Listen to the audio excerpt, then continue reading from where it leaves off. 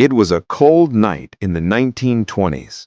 In a tiny room in London, fog seeped in through the window, and the only light came from a single table lamp.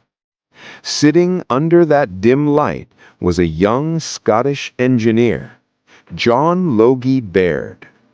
Dark circles under his eyes, sleepless for days, but burning in his eyes a dream the world laughed at. What if people could not just hear voices from afar, but see each other too? Not just radio, a radio you could see. Baird was born into a poor family.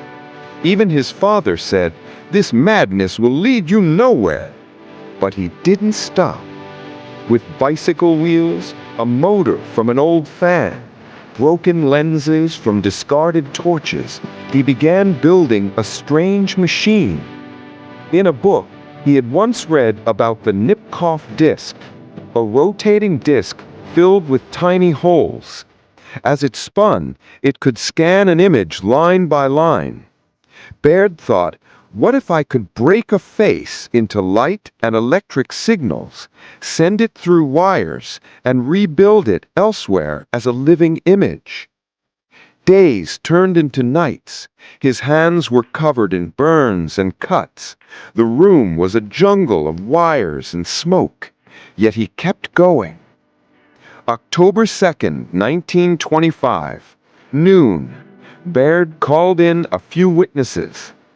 "Even if this fails," he said quietly, "I'll try again tomorrow. But today, we try." The machine whirred to life. The disc spun rapidly. The screen flickered with strange waves of light. And suddenly, a human face appeared on the screen. Blurry, ghost-like, but real. Eyes, mouth, movements. For the first time in human history, living image was transmitted through electricity. Silence, then thunderous applause. That moment was the true birth of television. Soon after, the BBC partnered with Baird, launching the world's first television broadcasting service. People in London sat in their living rooms and watched live programs as if real people were standing right in front of them.